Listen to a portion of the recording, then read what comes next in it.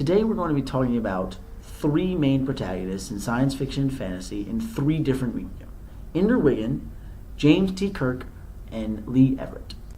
Now, to give a little backstory into this whole video, I've noticed over this semester that every single book we read, story we read, movie we watched, or game we played, the main protagonist either breaks a major law or kills somebody and is praised or has very few repercussions based on his actions. Our first subject is Ender Wiggin. He is the main protagonist of the book Ender's Game. I start with Ender because Ender Wiggin has killed two people and an entire race.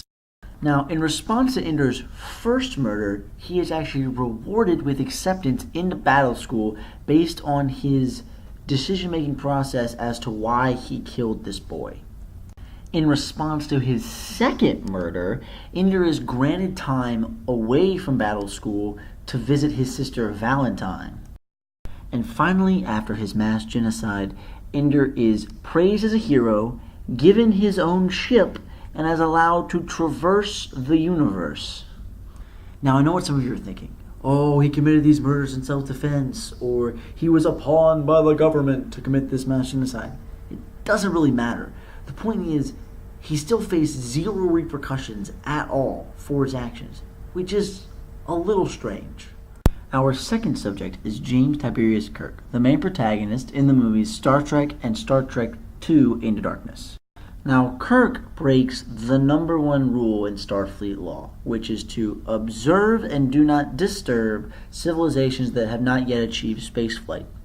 Now, Kirk both steals a religious artifact from a civilization and then has his spaceship fly out of the ocean and show this civilization that space travel is possible. The only repercussion Kirk faces is he is made first officer of the same ship he was already the captain of, and then has his ship given right back to him when the new captain dies. Funny how that works. My main issue with Kirk isn't that he doesn't get punished, because he does. The scope of the punishment is what I'm really concerned about here. He's made first officer of the ship he was just the captain of, and then the main captain dies, and then he becomes captain again.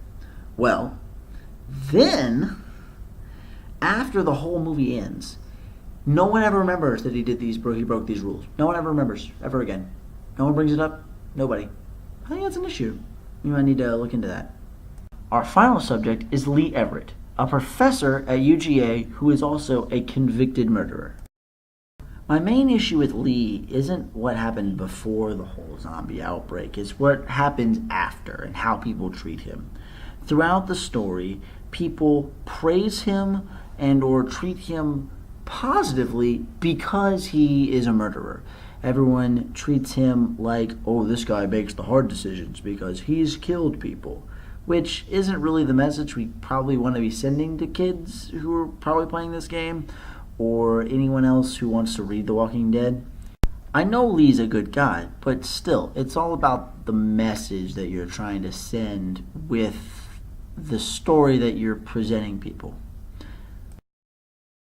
Lee is probably the most questionable character on my list, mainly because he was punished for being a murderer before the whole zombie apocalypse came out. But as I said, people still treat him with a positive light because he killed people, which isn't really the message we should probably be sending. Glorification of murderers. Even if they're living under a new set of laws, it's still not okay to glorify murder. Now, the main point or theme that I'm trying to bring up here is that in science fiction, you will be hard-pressed to find any book, story, movie, game, comic, graphic novel, anything in science fiction or fantasy where the main protagonist doesn't break a major law, which is a strange, double standard that we're setting, because kids and young adults, people who frequently read science fiction and fantasy, understand that there is a law, there are laws in place for certain reasons, but these characters that we're trying to emulate, or that people may want to emulate, are breaking laws with zero repercussions. And so kids are like confused, like, do I emulate this person and do all their good things, but also do the bad things they do? And will I get punished? They didn't get punished. Why do I get punished? This is a strange thing. It's a weird double standard that I don't know if we want to be conveying to kids and young adults. This meme sums up everything I was talking about pretty well. It's still glorifying the fact that this man killed somebody. Hey guys, thanks for watching my video. This has been my video for my English 215 project. Hopefully this has spawned some cool ideas or brought to light some interesting phenomenon that you may or may not have noticed before. I would love to hear about anything that you have seen that I didn't talk about today in the comments below. Thank you very much. Bye.